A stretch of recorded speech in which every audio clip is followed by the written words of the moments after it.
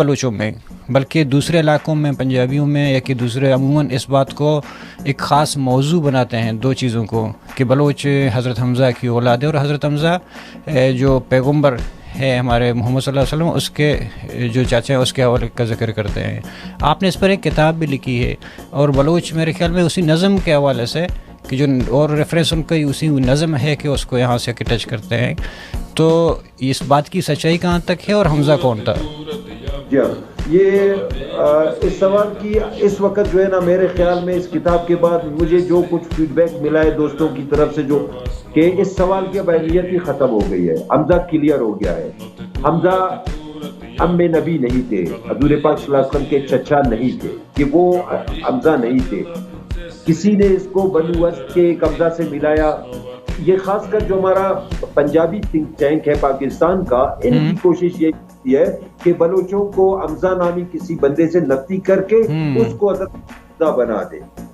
مذہبی نقطہ نگاہ سے بلوچوں کو پھر مذہب کی طرف وہ اندھیروں کی طرف دھکیلنے کی کوشش ہے. تو اس میں کوئی سچائی نہیں ہے. جب میں کام کر رہا تھا اس زمانے میں بلوچ اور بلوچستان قدیم مورخین کی نظر میں, وہ کتاب جو ابھی اسی سال چھپی ہے دسمبر میں بلکہ لاسٹ ایئر کے, تو 2013 میں اس کتاب پہ کام کر رہا تھا, اس کے لیے مواد تلاش کر رہا تھا. تو مجھے سیستان کے حوالے سے اچھی کتاب ہاتھ لگی, ابھی بھی یہیں پہ رکھی ہوئی ہے. اپنے ساتھیوں کو بھی میں نے وہ کتاب دکھائی ابھی. تو اس کتاب کو میں نے پڑھنا شروع کیا. میرے لیے پرشین چونکہ مسئلہ نہیں ہے, میں بالکل اپنے مادری زبان کی طرح اس کو پڑھتا ہوں. تو پڑھتے پڑھتے اچانک ایک جگہ آیا, ایک بلوچ کا تذکرہ مجھے ملا, اس کا نام حمزہ تھا اور وہ کمال کا واریر تھا. اس نے ہارون الرشید کے دور میں, یہ دوسری صدی ہجری کا زمانہ ہے, ہارون الرشید کے دور میں اس نے, یہ گردیس کا گورنر تھا, شہر گردیس کی بنیاد بھی حمزہ نے ڈالی تھی. اس کا نام تھا حمزہ بن اترک. اس کے والد کا نام اترک تھا جو کہ نان عربک نام ہے, اترک. اور وہ اس کو عرب کہا تھا کہ یہ خارجی ہے. آپ نے کیا بتایا کس سنہ کا تھا, کس سال اس کو دور؟ یہ ہجری ہے, میں ایکوریٹ آپ کو ڈیٹ بتا رہا ہوں. اس کا 177 ہجری 170 ہجری سے 213 ہجری تک یہ اس کا جدوجہد کا زمانہ ہے. 36 سال 36 ایئر یہ عباسیوں کے خلاف لڑتا رہا. کس لیے؟ ایک گورنرشپ کے لیے کہ سیستان میں اگر کوئی گورنر اپوائنٹ ہوگا تو وہ سیستانی ہوگا, ہم کسی عرب کو یہاں پہ گورنر نہیں بنے. نے حمزہ لاشاری کے نام سے یاد کیا, عربوں نے اس کو حمزہ الشاری لکھ دیا, پھر اس کو لکھا حمزہ الشاری الخارجی السیستانی. پھر اس کے بیٹے کا نام عمر لکھ دیا, عمر نہیں عمر, جیسے ہم بلوچی میں عمر. ہاں.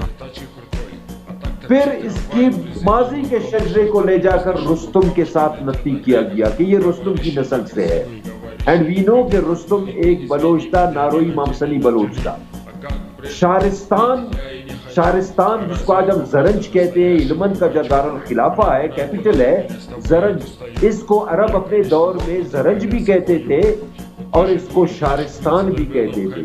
شارستان کا رہنے والا ہر بندہ الشاری یعنی شہری بندہ کہلاتا تھا, لہذا حمزہ کے نام سے یاد کیا گیا. تاریخ میں یہی نام بعد ازاں جا کر لاشاری بنا. جب حمزہ کی موت ہوئی, حمزہ کے بعد اس کی اولاد وہاں سے ہجرت کر کے ریگستان کی طرف آ گئی, کرمان کی طرف.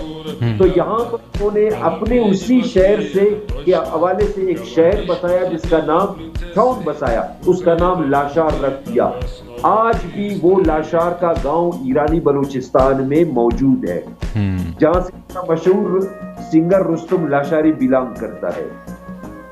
تو جو حمزہ جس کو میں نے ڈسکور کیا وہ پیور ایک بلوچ تھا, وہ سیستان کا بلوچ تھا. اور آپ جانتے ہیں, تاریخ جانتی ہے, تاریخ اس بات کی گواہ ہے کہ سیستان بلوچوں کا بہت ہی زمانہ قدیم سے ایک گڑھ رہا. آغاز تاریخ سے ہی سیستان میں ہمیں بلوچوں کے تذکرے ملتے ہیں. تو یہ حمزہ سیستان کا باشندہ تھا, اس نے عباسیوں کے خلاف جنگیں لڑی اور ان جنگوں میں اس نے ہارون الرشید کو ایک خط لکھا تھا.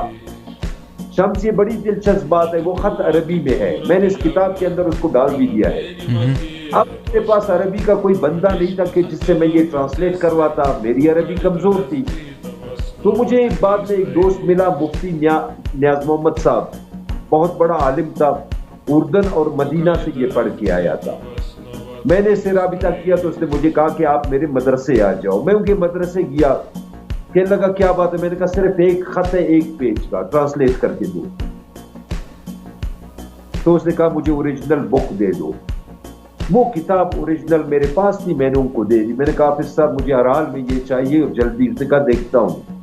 1 ہفتے کے بعد اس نے مجھے فون کیا کہ آ جاؤ آپ کا کام ہو گیا ہے. یہ سننا غور سے سب سے بڑی اہم بات ہے. جب میں وہاں پہ گیا میرے ساتھ 1-2 دوست اور بھی تھے, مدرسے میں ہم لوگ بیٹھے چائے وغیرہ کی حافظ صاحب کے ساتھ. حافظ صاحب نے کہا کہ یار یہ تم کیا کر رہے ہو, کیا لکھ رہے ہو, کوئی کام کر رہے ہو؟ میں نے کہا میں سیستان پہ کام کر رہا ہوں, سیستان کے بلوچوں پہ اور عربوں کے ساتھ. تو ہنسنے لگا, کہنے لگا مجھے ایسے لگا جیسے یہ بگٹی صاحب نے, اکبر بگٹی صاحب نے کوئی خط لکھا ہے. میں نے کہا لگا یہ جو الفاظ تھے یہ تھے اور کسی بلوچ کے الفاظ تھے جس نے ہارون الرشید کو خط لکھا تھا. تو میں نے کہا کہ یار نیاز میں آپ کو کیا بتاؤں حافظ صاحب, میں بلوچوں کی ایک بہت بڑی پرسنالٹی کی تلاش میں ہوں. کہنے لگا تلاش مت کرو, یہی وہی پرسنالٹی ہے.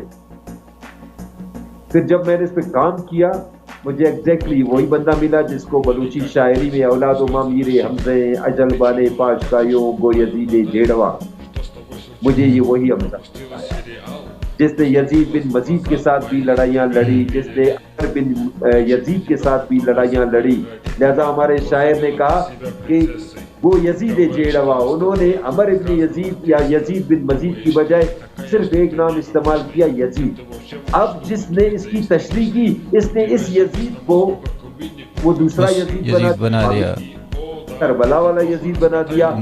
البانے کو علب بنا دیا, کلبلا کو, کلبلا یہاں پہ کارپلا جس کو کہتے ہیں, کوئی مبارک کے قریب چابہر کے قریب ایک علاقے کا نام ہے. کلبلا کا نام ہے وہ کلبلا بمپور میانہ شہر سیستہ مزل ہے. اس نے کلبلا کو کربلا بنا دیا. یزید بن معاویہ بنا دیا. اس نے یہ نہیں دیکھا ہمارے اس نے کہ اور بھی یزید, یزید تو کامل سا نام ہے عربوں میں نا, یزید کہیں گورنر گزرے. تو یزید بن مزید کے ساتھ بھی کردوں اور بلوچوں کی لڑائیاں ہوئی ہے, عمر بن یزید کے ساتھ بھی لڑائیاں ہوئی. تو اس نے عمر بن یزید کو, جس کو ہم عمرو بن یزید لکھتے ہیں, عمرو بن یزید مار ڈالا, جس سے عربوں کے ساتھ ان کی لڑائیاں شروع ہو گئی. پھر 36 سال تک یہ لڑائیاں ہوتی رہی. آپ مجھے بتائیں کہ بابا حمزہ, اگر ہم حمزہ ہاشمی کو کہہ دیں, وہ حمزہ ہاشمی پھر عربوں کے ساتھ کیوں لڑے گا؟ اور اس کی تاریخ بھی اتنی دور نہیں ہے. اٹھا سکتا ہوں, میڈیا اس کے لیے بالکل بھی اچھا فورم نہیں ہے. اگر میں اس پہ سوال اٹھاؤں, پہلے مجھے یہ بتاؤ, یہ لوگ کہتے ہیں جی حمزہ اور ایک پری کی ملاقات ہوئی تھی ریگستان میں, یہی کہانی ہے شہر میں. یہ شخص بتاؤ اس ریگستان میں تیسرا بندہ تو کوئی تھا نہیں. پھر حمزہ اور اس پری کا نکاح کس نے پڑھایا؟ کیوں یار آپ بلوچ جو ہے نا آپ کسی اور سمت میں لے جا رہے ہیں؟ نہیں, اور ایک اور بات ہے کہ اس حمزہ کو تو میں نے پڑھا تھا کہ اس کو تو جو ہمارے مرحوم غوث ثابت تھے, ان کے علاوہ کسی نے یہ حمزہ والی تھیوری سے ایگری نہیں کیا. البتہ سندھ اور پنجاب میں جو ہمارے بلوچ ہیں وہ اس تھیوری کو بہت فالو کرتے ہیں, وہ اس تھیوری کو فالو کرتے ہیں.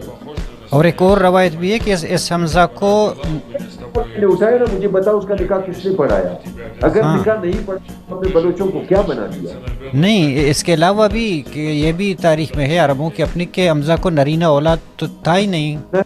اس کی 2 بیٹیاں تھی, ام امامہ ام الفضل, اور حمزہ خود 3 ہجری میں جنگ احد میں شہید ہو گئے.